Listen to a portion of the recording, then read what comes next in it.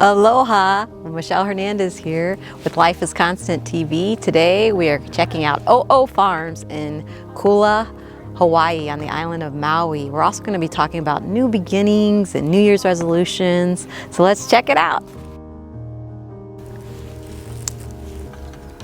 Check out Kula. Wow. The view up here is absolutely beautiful. We're at the farms.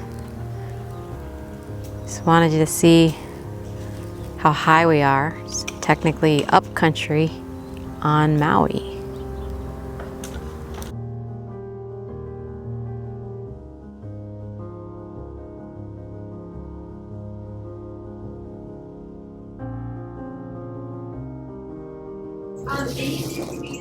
All right, here is some gardens at the OO farm in Kula.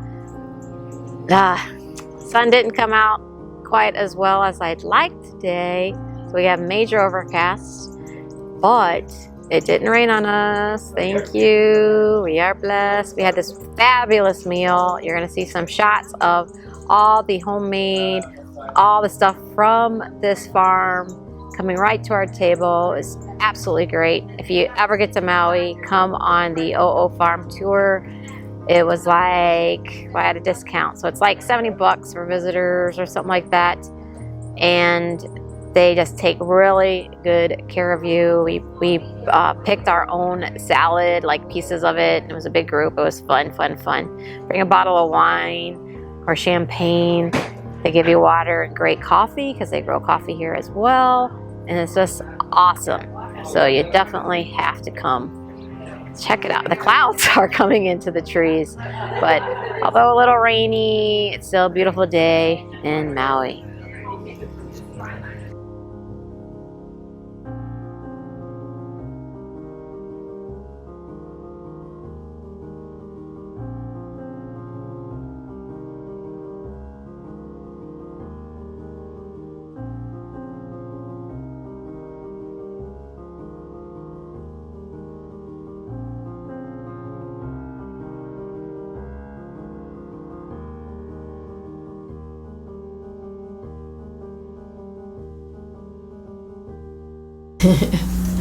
Well, that was a lot of fun.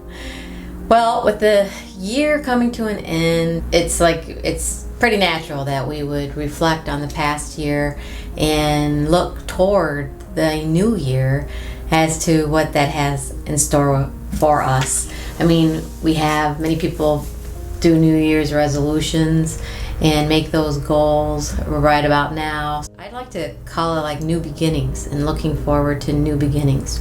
And I certainly agree that's a great idea to reflect on all the blessings that we had this past year and rejoice in it and thank God for the things that we did get out of this past year. But I don't limit it to just once a year. I mean, I think that we have a new beginning daily. Every day is a new day that God has gifted us. So I don't limit it to once a year. I mean, I saw a statistic once where they were saying how high the failure rate was on New Year's resolutions. Like the one I saw, I think it was early, like 2007 or something. It was like quoting like 80-something% of the New Year's resolutions are not met. And there's a lot of reasons why, and the article went on to that. But you know, if we only limit ourselves to set goals and to self-reflect once a year, in like the busiest time of the year too, by the way, it's like holidays and Christmas and New Year's, and we limit ourselves to set those goals just at that time, then it's a wonder why there would be such a high failure on setting New Year's resolution goals or New Year's resolutions, period. So I like to self-reflect a lot, and it's one of my favorite things to do. And also, you know, improving ourselves. I mean, God says that we're all to go from glory to glory and always learn, increase our wisdom, and increase the way that we relate to one another, better able to have connectivity among each other and love each other. What I want to talk about today is like, how do we do that? And when we're looking at setting goals and bettering ourselves are some of the things that we can consider. With that high failure rate on New Year's resolutions, first of all, let's not get under fear or failure or some negative mindset. Like we're going to try new things and sometimes they don't work out, but that's okay. It doesn't make us a failure. It just means that the thing that we were trying didn't work out. And so let's try something else. Let's try something new, something that is maybe better to our skill set or something that's more aligned to our spirit on what we're supposed to do. They say that the time is our most precious commodity. We are only given one lifetime to walk this earth and to fulfill a destiny that we all have to fulfill, all in our unique, wonderful way. And I believe that as long as there is air in my lungs, that means there is a purpose that I need to fulfill. That God has many great things for me. He has great inheritances that He wants me to receive on earth. He wants me to receive great joy and experience this life while I have it. So it's our time to use it wisely. A lot of times people can't get their head or their heart around this concept of new beginnings, but it's true that each day is a new day. And I look at each day as that. I look and, when I pray every day and the first thing I do in the morning is that. And I ask the Lord to lead me and I ask the Lord to direct my path for that day. And what does He want me to work on? There's only so much time even in a given day, but every one of us has all the time that there is, and we have the same amount of hours given to us each day. It's up to us to prioritize and to decide what is the most important thing that we should be putting our efforts toward in that day. So it's the same thing when we look to accomplish something or to set a goal or to better ourselves. I strongly believe that we should be praying and asking the Lord for direction on that and asking Him, what is it that I should be working on, or what is it? And He'll tell you in so many different ways. It might be even a show that He shows you, or a YouTube video that comes up, or through a friend, or a spiritual counselor. Somebody will speak through, and send a really good message to you, and that could be coming from God. So you just always have to lean in and be open to hearing from God on the answers to your prayers. Many of us, have really hard things that have happened to us in our lifetime. And in the new year, and as the year closes, we look past and we look back in that reflection of the year. But I like to focus on the positive things that happened in the year and not the negatives. And if it was a really hard year, then let's take the opportunity now to close the chapter on that year, and let's look for greater things ahead, because we're still alive and we're still living. And so that means there's something that we're supposed to be doing right now that's coming our way. And we can either take it through the lenses of positivity and optimism and hope, or we could look through it through the lenses of pain and sorrow. With the past, many of us have had hard times, and I too have had hard times, very, very painful times. As a lawyer for over 25 years, as a business owner, and it's just like there is many things that have been very painful that I've had to live through. I would say on the top of my list would be the death of my husband, my business partner, my best friend, the love of my life. When he suddenly died, my day just went upside down, right? Like it was like a rug being pulled out from under me. And the pain that I felt in that midst of it all was so tremendous and so deep and so painful. Like, even though I had so many other issues that I have walked through in my lifetime, nothing came close to the degree of that pain. So I had a choice, in it. Of course, I mourn my husband, and I still miss him horribly, but I have a choice as far as my joy goes and my life goes. I didn't die with him, and there has to be a reason for that. So I choose life. Like there was times some people, when they lose a loved one, and we all are going to go through this process differently, and I'm not judging, and I'm not saying what is the right way and what is the wrong way. all that I'm saying is, I did not roll up in a ball and lay in bed for days on end without accomplishing anything. I didn't feel like I had the luxury of doing that, and so I did not do that. I did process my pain, and I walked it out the best that I could, but I wasn't alone. I mean, I leaned on the Lord, and I kept my eyes on Jesus every second. I still do that, but especially in the biggest storm of my life, oh boy, like that is when I really learned how to hear from the Lord and really learned how to be directed by the Spirit within me as to what to do, and then to stop and release because I cannot do anymore. And as I was rebuilding myself spiritually and my emotional strength, I could only do just a little bit of things each day. It was just, and I was real kind and gentle with myself, because I knew that what I was experiencing was something that hopefully I won't have to experience again. But it was like, it's such a painful time. But I knew too that I wasn't alone, and that the Lord was helping me through that storm. I had to decide, am I going to be pitiful, or do I want to be powerful?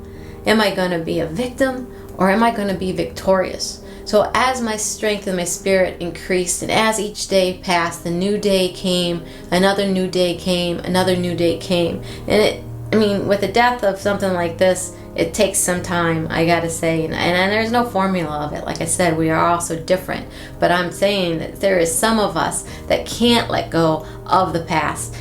Some people still are grieving, 20 years after, where they just can't help, but break down crying out of control. And I did that initially, but then now it's been 2.5 years, and I have a much stronger handle on it. That does not mean I don't love him, I don't miss him. Of course I do, but I need to choose the life that God has me right now in, that otherwise so that means there is a reason that I am here. There is a new day, and I need to constantly lean into, what is my purpose, Lord? What is it that you want me to do? How can I help others? How can I better myself? And and it's all about relationships and improving our lives and our relationship with the Lord. I think all of it, it's like a wonderful thing. The world is great, and there's so many wonderful people, and it's so interesting to meet new people and to also experience these things in our lifetime, and experience the things that God has in store for us on earth. So it's fun, but we have to let go of the past, the painful things. We cannot dwell in this pile of pity and self-pity, or hate or negativity, whatever it was. And a lot of times, to get going into the future and not staying in the past, we are going to have to forgive. We're going to have to decide and choose that we must offer forgiveness to the person that hurt us so much. If whether they're alive or dead or not, it doesn't matter, because they still hurt us and the pain can still be there. But we need for ourselves to forgive. We need to release ourselves from the prison of unforgiveness. And it's about what we do for ourselves. I'm telling you, there's many that have had to forgive, and throughout the day, sometimes I do it now, just so that it doesn't stay with me. I don't carry offenses. I just immediately immediately forgive if something comes across my path that wasn't nice. And the Bible talks about times of our life, and a lot of times the way it refers to times in our lives is seasons, and that we would all have these seasons. There's a Bible scripture that talks about having a time to weep, and a time to laugh, a time to mourn, and a time to dance. And it just shows how God knows that our life wasn't going to be easy, that walking the physical realm as we live our physical life isn't, just all happy and all the time. The circumstances can be very hurtful, but he's telling us that there will be times. There's going to be a time to mourn. For me, for example, there was a time to mourn, but then there's going to be a time to dance. And so I have to spend the commodity and the precious gift of my time very wisely, and not stay in the mourning stage, too long. Not too long. Of course, we'll honor them, or we have to give ourselves some time to rebuild, but then also lean on the Lord.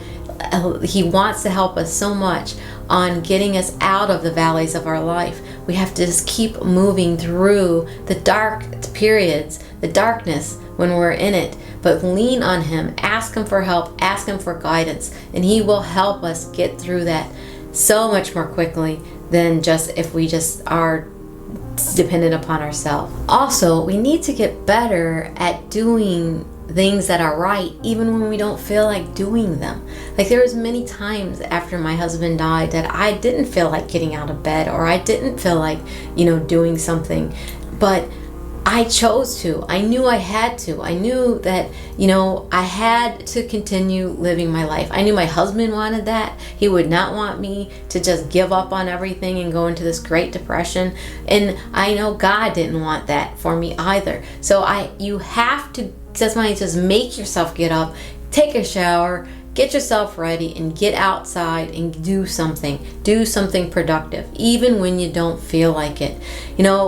Too much of our current society is driven by our feelings, and it's like we don't do this because we don't feel like it. We're not nice to the person because they don't deserve it, or whatever. That's all emotion driven, and it's childish, really. It's really something that we need to just mature and grow up on, and we just need to just have faith in the fact that there is always something good in our circumstances that we can glean from. There will be something good that comes out of it. Like, I am so much stronger as a person now, coming out of that losing my husband to death so suddenly. It's like it changed my perspective on everything. Like, as far as the goodness, there's not much good that comes out of something like that. But one thing I can say is, in the measuring stick of life, as far as like when things go wrong, it wasn't my husband dying again, so it's like nothing even comes close to that. So as negative things do happen in my life, it keeps it all on very good, strong perspective, in that it's not that big of a deal. So I'm not going to overreact, and I'm not going to this is not the end of the world. If I still lived out such a tragedy with my husband dying, I can live this out too. I can walk this out. I can be strong, and I can suck it up, and I can keep moving on and going forward, because tomorrow is a new day. It took a while before it felt like a new day for me and a new beginning, but I do feel like I have let go of the past. I feel like I'm not walking around like with this giant heartbroken pit of despair anymore inside me. I still miss him, and I still love him, and I still feel very married, but it's at